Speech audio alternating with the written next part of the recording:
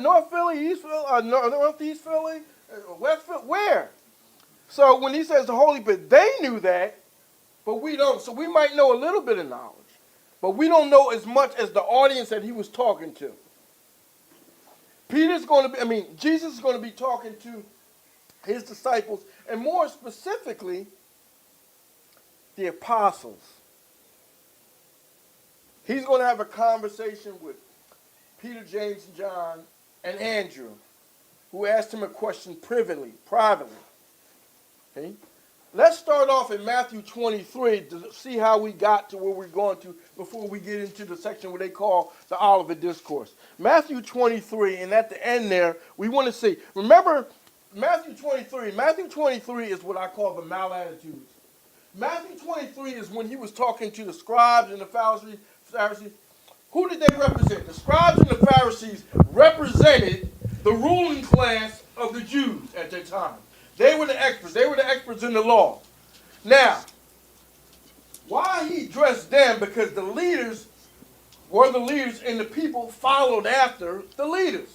So he's addressing Israel, or the nation of Israel at this time, who have followed after these bad teachers, who misled them into believing in something that wasn't the true way to worship. Now Christ is on the scene, but they're teaching things of the law that weren't even meant to be in the law. So Matthew 23, Brother Mario. Matthew 23, and let's start at verse 37. We're at the end. Remember, he was talking about, woe unto you, scribes, Pharisees, and hypocrites. And talking about all these things, and you're like white as sepulchres. And he was saying all these things, and call a man a father when one is your father. He was saying all these harsh things to the Pharisees for the things they were doing wrong. Now he comes to this point in verse 37. Verse 37, greetings everyone, the New International Version. And it reads, Jerusalem, Jerusalem, you who killed the prophets. So he's talking about nation Israel. He's talking about Jews. When he said Jerusalem, Jerusalem, that's a holy city. You killed all the prophets. I sent you messengers. You killed them all. You did. Come on. Jerusalem, Jerusalem, you who killed the prophets and stoned those sent to you. How often have I longed to gather your children together? So I've been waiting a long time. I'm patient with you. Long suffering with Jerusalem. Yes? I have longed to gather your children together, as hens gather their chickens under her wings, and you not willing. Look, your house is left to you desolated. Now, so your house will be abandoned, desolate. What you have now is going to be desolate. I want you to keep that in mind as we get into the Olivet Discourse and when he talks about the destruction of the temple in Jerusalem. Because this is the why. I want us to go back and go into the idea. This is a method I use when I was studying certain scriptures, when I answer the main question. The main questions are what, who, when, and the harder questions are how or why. But we're going to answer the why. The why is right here. This is why this is all going to happen, because this is what they did. So Jesus already gives them the why on these things that are about to happen. So go on, Brother Mario. Okay, this reads, Jerusalem, Jerusalem, you who killed the prophets and stoned those sent to you. All right. How often have I longed to gather your children together, as a hen gather her chickens under her wings, and you are not willing. Look, your house is left desolate. It's going to be desolate, yes. For I tell you, you will not see me again until you say, blessed is he who comes in the name of the Lord. So, you're going to be left desolate, and you're going to have to wait for me. There's going to be another time that you, in other words, you're going to be reunited, but you got to be chastised. Something got to happen to you. Something's going to happen. So, now we skip over into chapter 24. There's a transition. Actually, this is a bad break, especially if you're reading the King James Version. Chapter 24 begins with an and.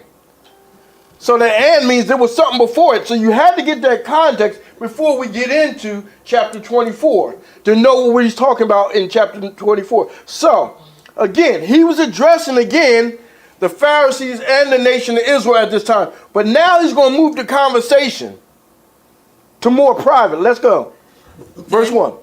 This says, Jesus left the temple and was walking away when his disciples came up to him to call his attention to its building. Now, so you see the transition.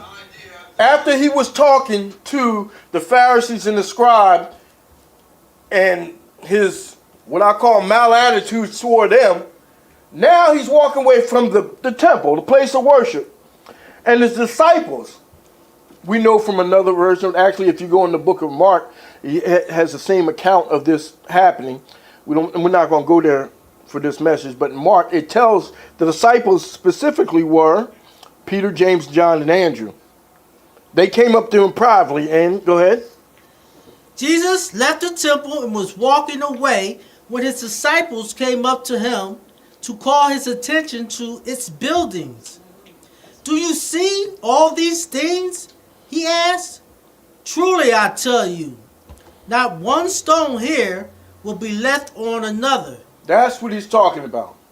So this is the what? This is what questions we're going to answer.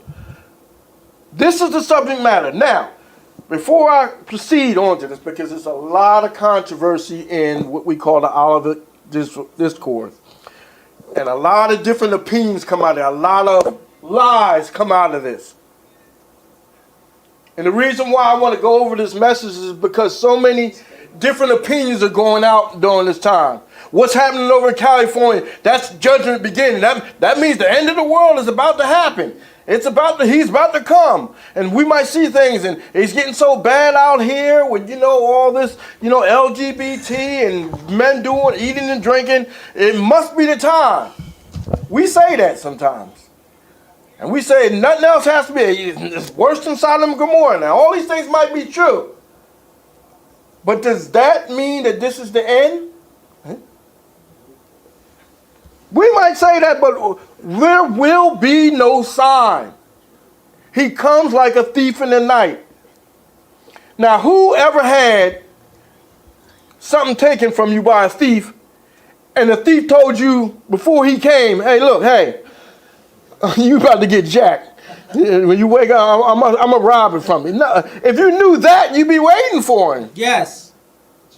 So he's not going to even give you a sign. Hey, look, this is how you know I'm a thief. I'm going to have a light on my head, and it's going to be flashing. That means I'm a thief. He's not going to do that. He's got to do it clandestinely, sneaky. So, I want us to get into the mindset now, before we get into this text. It's going to take me a little time to get into this. And I want to just stick with the one. There's actually, Luke gives the same account of this. Mark gives the same account of this. I want to stick in just 24 because I don't want to go in all different places. There's so much to cover, and I'm not going to be able to cover all the bases. Nor do I say I have all of it down packed. I'm going to let you know right now, there's a whole lot of things in here. Again, we're at the freshman level. They're at the graduate level. There's things Jesus is going to be telling them that I don't fully understand that they knew.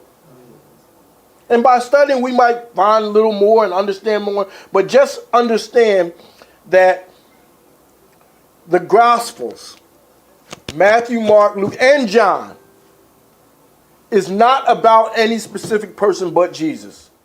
And we must keep that in mind. It's not about the man of sin or the beast or the false prophet. It's not talking about Caesars. It's not talking about the Pharisees.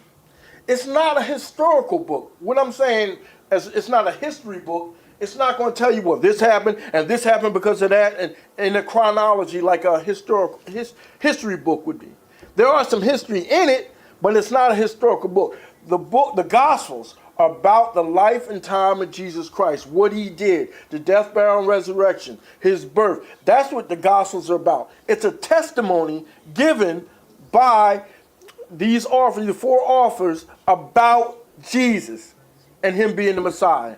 And we must keep that in focus. So when you're looking for a so-called man's sin or something like that,